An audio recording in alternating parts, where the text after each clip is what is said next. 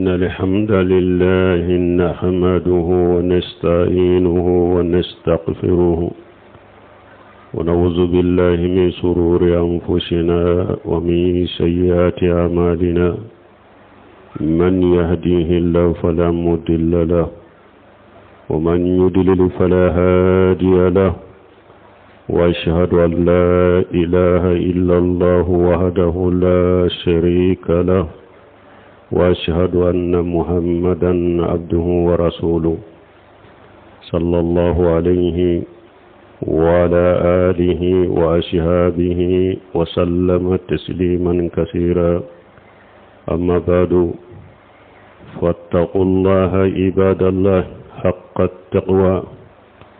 واعلموا أن أجسادكم على النار لا تقوى. عباد الله، شهر شعبان هو الشهر الموتر لشهر رمضان المقدم له، لذا كان بعض السلف الصالح إذا دخل شعبان أنكبوا على المصاحف فقرؤوها وأخرجوا زكاة أموالهم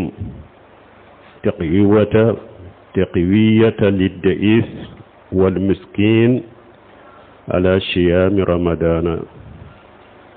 فلا تفرطوا في صيام ما تستطيعون من أيامه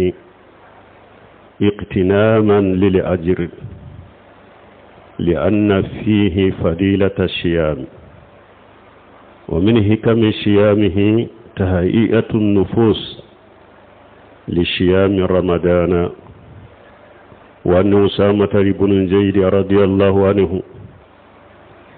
قال: قلت يا رسول الله، لم أراك تصوم سهرا من السهور ما تصوم في شعبان. قال: جاك سهر يغفل عنه الناس بين الرجب ورمضان، وهو الشهر ترفع فيه الآمال إلى رب العالمين عز وجل، فأحب أن يرفع أملي وأنا شايم.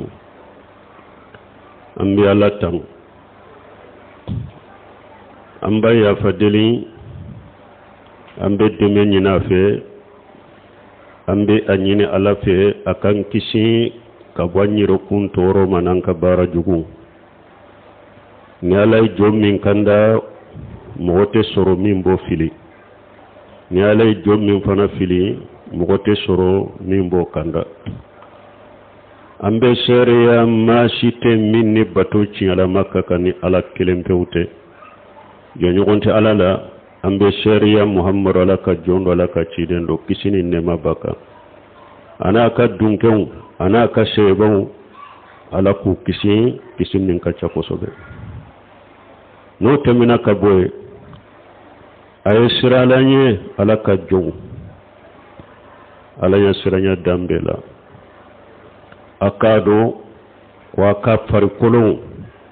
aka farikolo tese tasuma koro alaka jo sabani kalo min fulen ninye ni sabani kalo de nyebilaye sungalo nyebila odeye sabani kalo nye ninde koso ode koso asalafu salihu do ni sabani kalo donna ube biri uka kurana kunna ka kurana kala ubu kan nafolo jakabo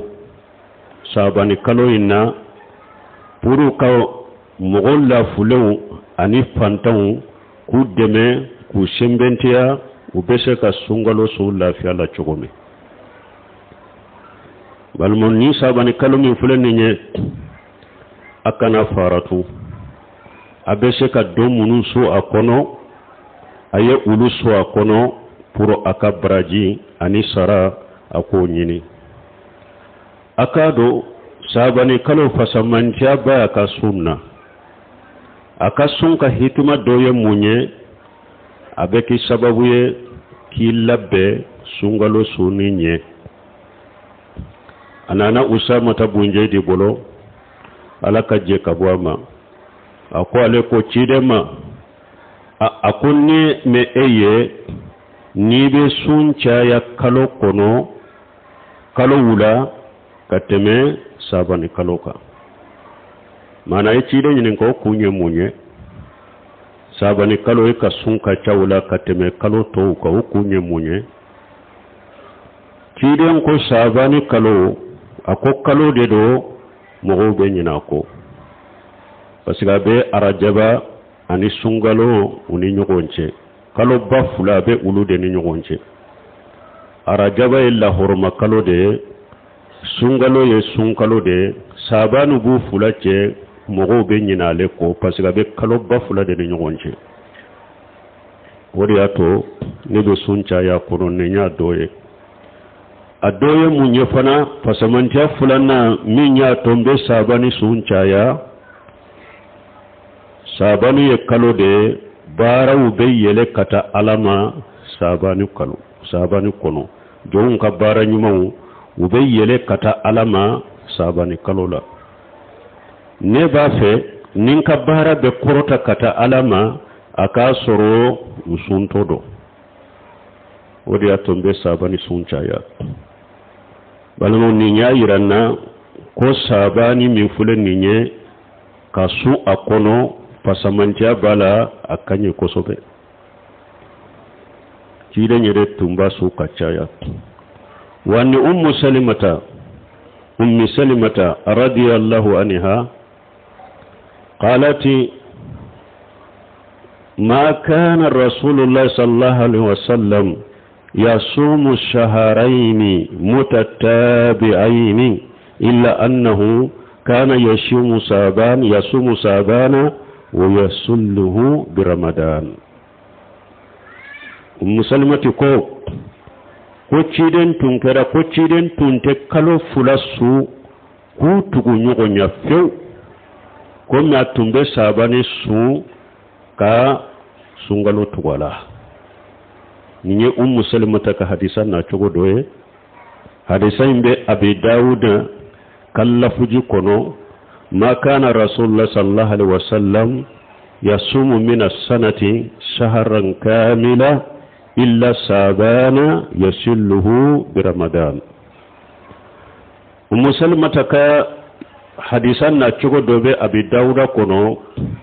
ko ciden tunkera ko san kono ko ate kalo sisu ka dafa ko fo sabani ko abo su ka ni sungalo tugu nyogonna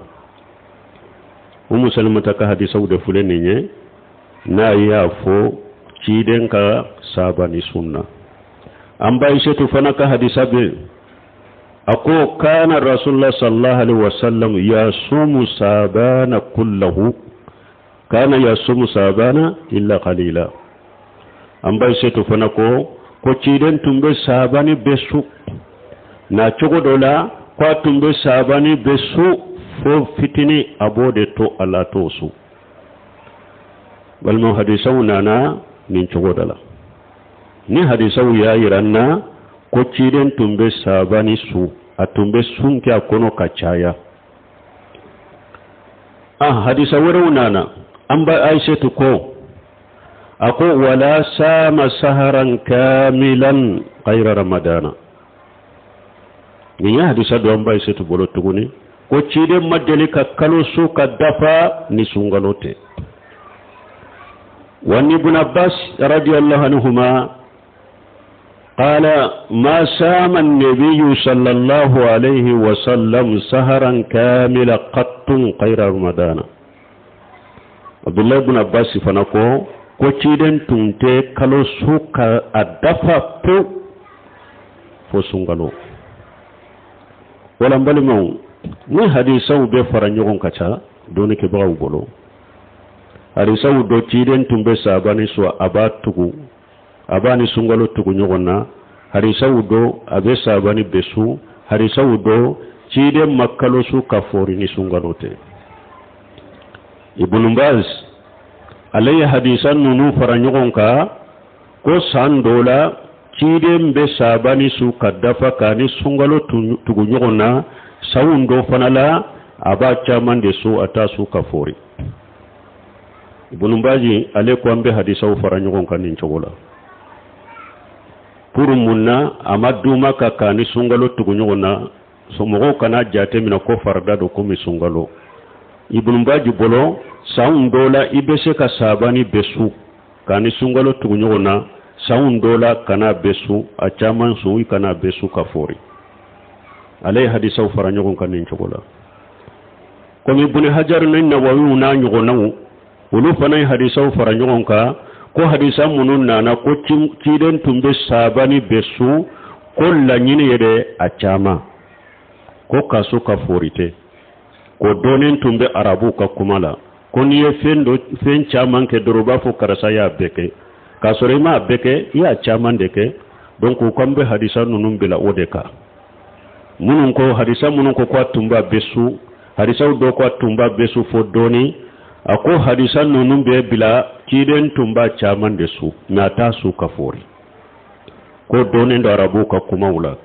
ni fen chaman ke doroba fa ya beke kasoro ya chaman de ke donc kombe hadisan nunun bila odeka ko kiden tunte sabani su kafori na tumbe chaman su akono hadisa farala nyogonka nunun dona farala nyogonka choko ya fula doni ke ba bolo Choko ya folo sandola sabani suika dafa sandola ikana besu doni kabo ka farang nyogonka choko ya fulana kiden tumba achaman de su atunta su kafori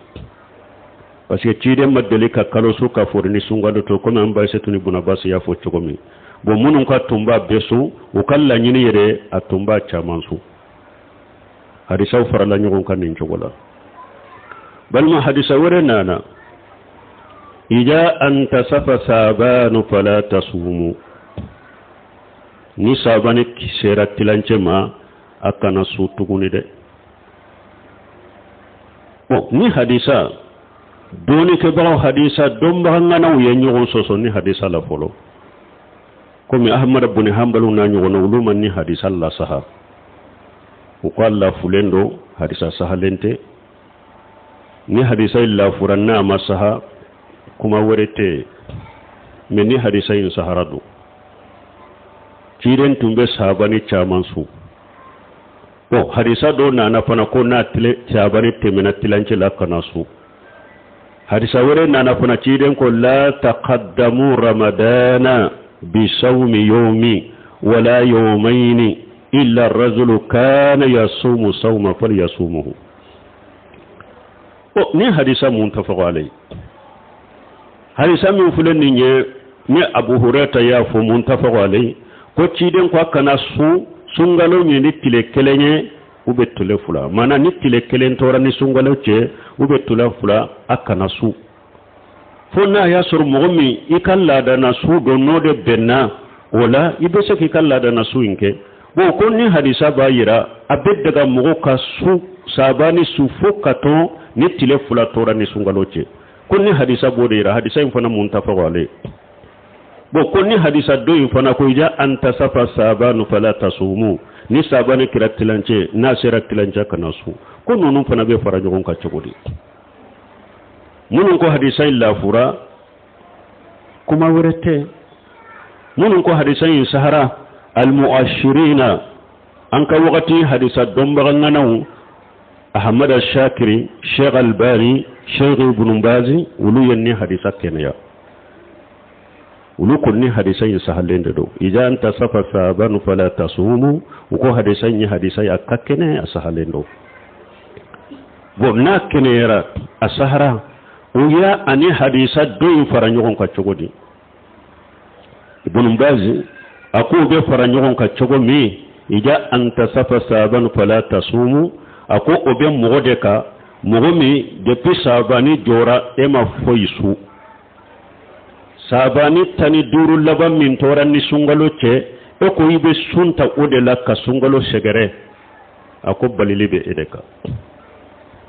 hadisa balilibe edeka meni mogomi nye sunta depuis sabani folode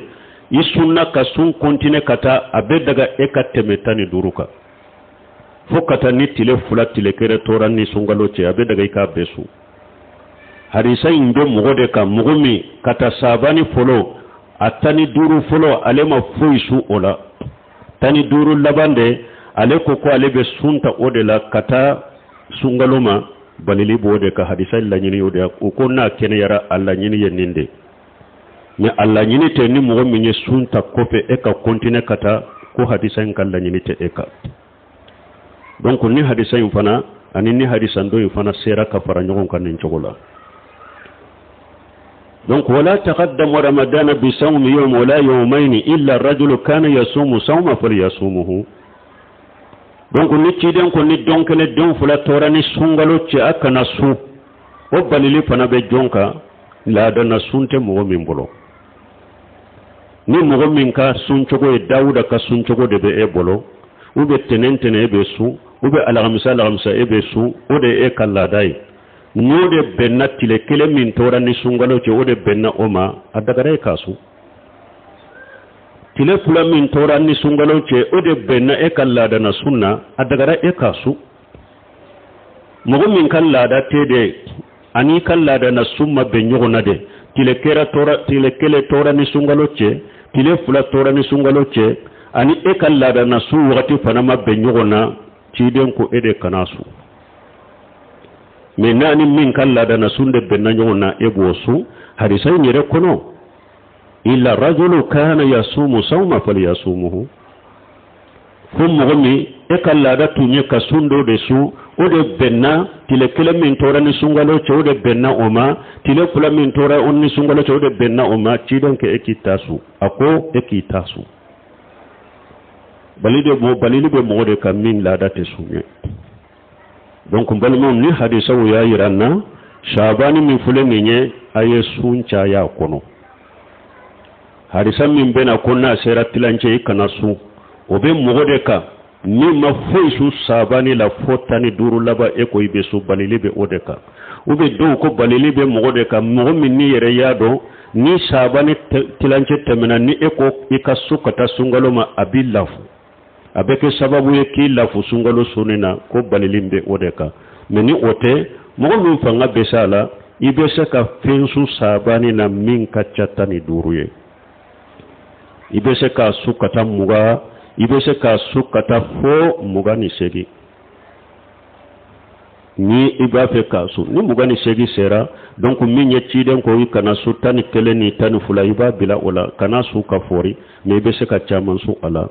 بارك الله لي ولكم في القرآن الحكيم ونفعني وإياكم بما فيه من الذكر الحكيم أقول قولي هذا واستغفر الله لي ولكم ولسائر المسلمين من كل جنب فاستغفروه إنه هو الغفور الرحيم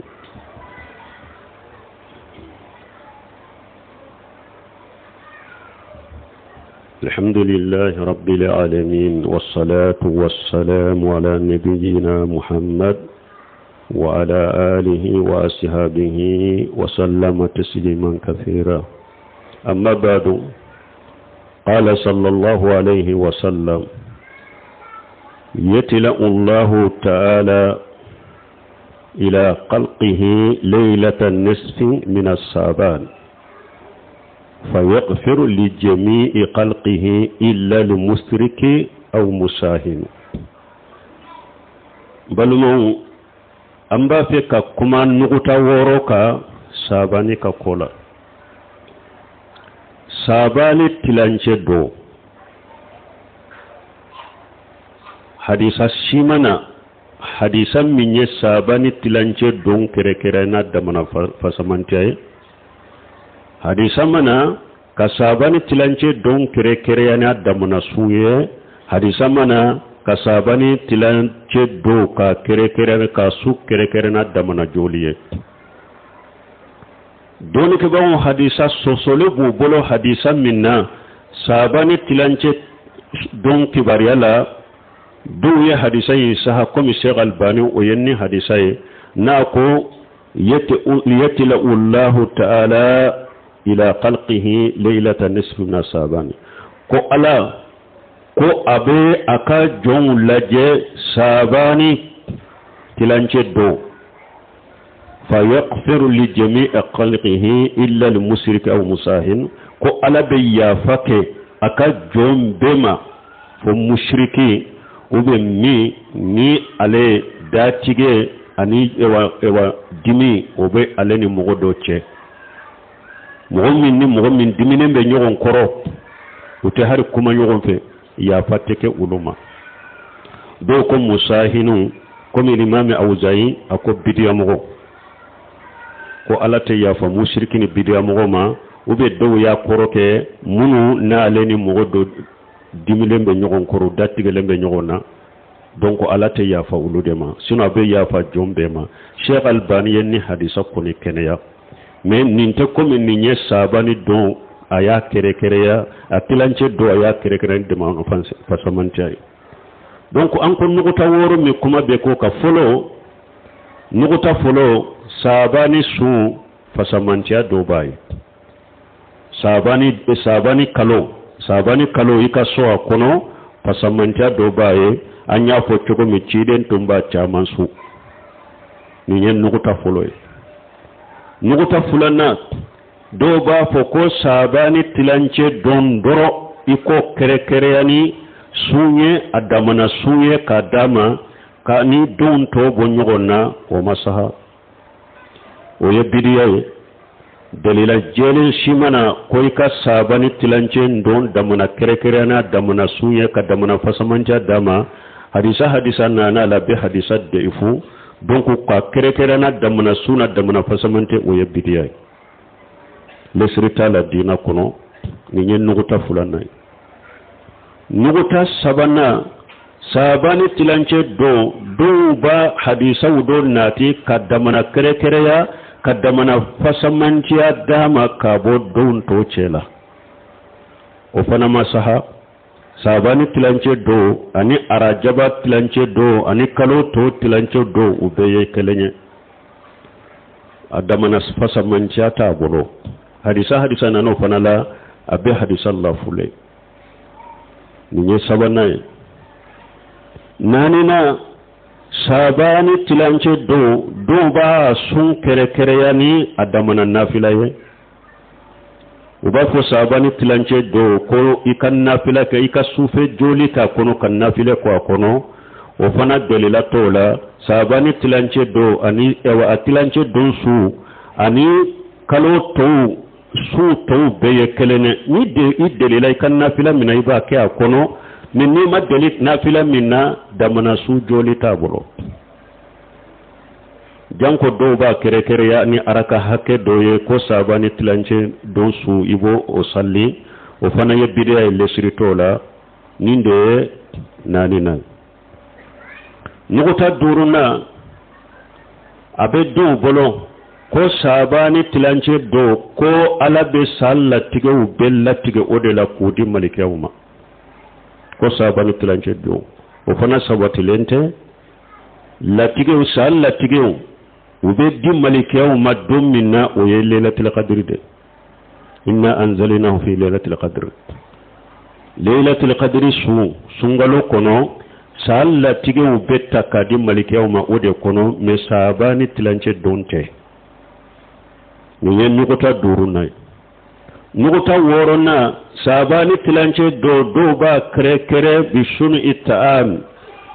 kadumuni tobi ko asali ummi asali abbi ko ninye mba kasuro fana ube fa kasuro fana ube abali masuru do fatura be dumuni tobi ko kasuro fana sabani tilanche do o lada be do bolo lesrito fana la o yebidiyai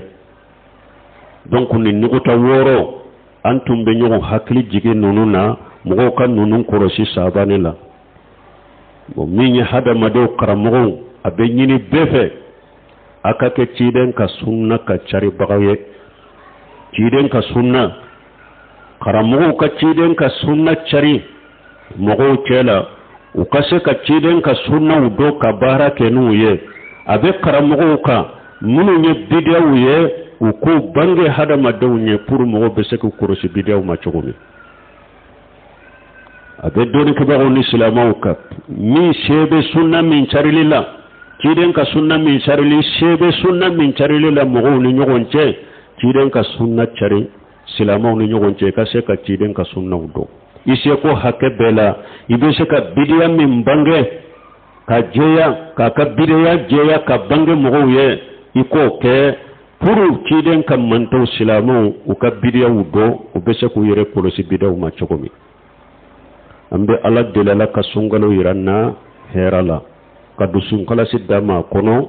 na politigu akallabe ka fantamu ko manya fo chogomi salafu tumba ke chogomi ku kan na folo jakabo sabanila ka financement ke pour ka fantamu ndeme ku sembentiya ka kuraji duma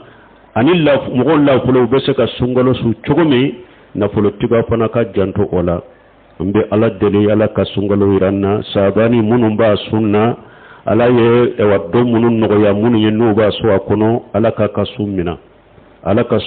uye ربنا آتينا في الدنيا حسنة وفي الآخرة حسنة وقنا عذاب النار ربنا لا تزغ قلوبنا بعد إذ هديتنا وهب لنا من لدنك رحمة إنك أنت الوهاب اللهم اجعل الإسلام والمسلمين وأذل الشرك والمشركين ودمر أعداءك أعداء الدين برحمتك يا أرحم الراحمين الحمد لله الدنيا بالمو جليا منum banka jamana in kala ka wuli kuran ko min fulenni ko beye ala de tay setigi de ala de te dese ambe ala deli nyema fama ala kudeme cogo yanni moyembe be soro nin kura ko ma cogo mi a moyena cogo yanni a sodi sombe yoromi ala ka yurula kabara no yuye ka sheduma ala ka degu imbo jamana inka degu be jamana inka ala ka bo jamana inka ka fitina bo jamana in kono jamana dew ala kambe kandu sukumbe kan kanu do nyogonna ala kanke mogo ye nambe nyogon deme nambe fara nyogon ka ciaka ka nyogon deme ka nyogon kanu ala ka dina nyumanka ala ko ke jamana nye wa akhiru dawana alhamdulillahi rabbil alamin